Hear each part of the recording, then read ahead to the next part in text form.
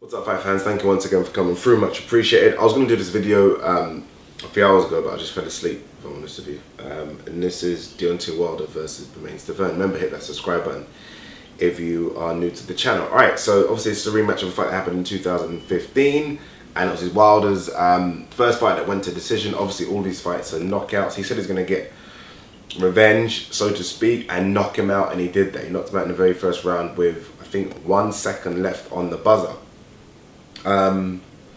Takeaways. Obviously, clearly Wilder has power. We know that. Wilder has devastating power. More than any heavyweight fighting right now. Anthony Joshua doesn't have any power like Wilder. Well, Anthony Joshua has power, but nothing like Wilder. I still don't believe that Joshua has one-punch knockout power.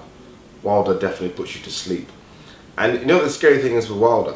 He still doesn't punch correctly. That's the scary thing. I don't know, how old is Wilder? I think Wilder's what, 31, 32? I don't know if you can teach him at this stage of his career how to punch correctly, how to turn his feet, how to turn his body into the punch. He does none of that. He just swings. If Wilder punches correctly, his power will be devastating.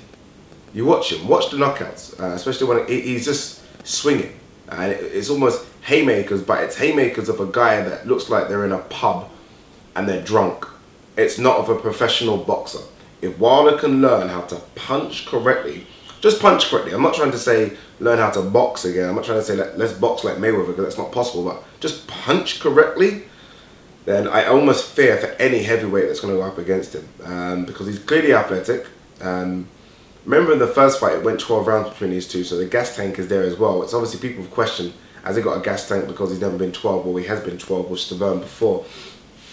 So that's the takeaways. He can punch, and the takeaways are that he is dangerous to every other heavyweight. The negatives, and there are loads of negatives, is Stiverne is shit.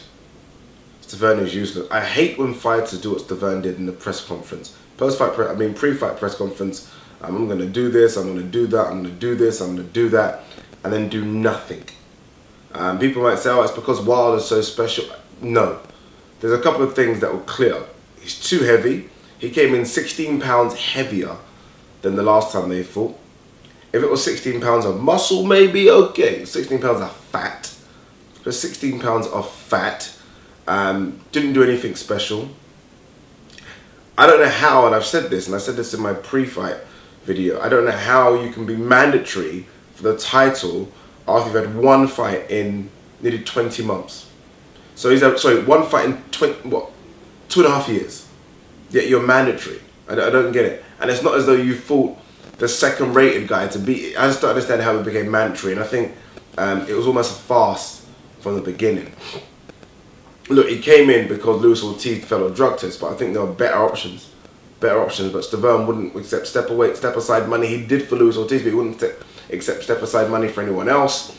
And I think that could be the end of Stiverne. In fairness to him, Wilder looked sharp. He looked crisp, his punches looked better. I'm not going to say look great, they look better than normal. And obviously the punch power is devastating. What does it mean for Wilder now? What does it mean for Stiverne? I think Stiverne should maybe call it a day. I think Stiverne clearly isn't serious. And people might say, why is it not? Because look, there's some things you can't control. What happens in the ring, you just cannot control sometimes as boxers. If you come up against someone that's better than you, clearly. But if you're not doing your groundwork outside of the ring, then that's a problem for me.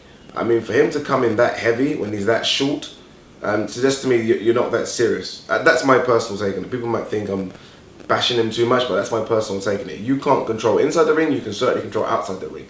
And for me, what Stiverne and his team just haven't controlled outside the ring. What for Wilder? Obviously, all will know what fight he wants next, and that's Anthony Joshua. But let's chuck in another name there. Tyson Fury is now kind of back. Wilder, Tyson Fury. There's options out there. I think they might be able to push Wilder White now. I think Eddie Hearn would want to stay the hell away from Wilder right after seeing that knockout power. He might look at it and think, look, you know what it is? Anthony Joshua's not the greatest boxer. Anthony Joshua's not Luis Ortiz in terms of boxing ability. Good boxer, I think, still comfortably beats Wilder. A good boxer. Anthony Joshua's not that. It's almost going to be a power shootout. And I just think Wilder's got too much power for him right now. right now, and that's strange, right? And just for 18 stone too, Wilder, what, 16 stone? Wilder clearly has more power. So they're going to try and stay the hell away from Wilder, which makes sense. And they're going to try and force feed him Dillian Whyte. And I think that's a fight that makes sense for Eddie Hearn. Can Eddie Hearn pay the $7 million that's offered? Is it a pay-per-view fight? I think in the UK it's a pay-per-view attraction. We've got the WBC heavyweight champion of the world potentially coming over to the UK and fighting Dillian Whyte. I think it's a pay-per-view attraction if you stack the cards. So I think you could possibly make $7 million out of it, maybe. Showtime would want the back end of it in America, so there's money to be made in it.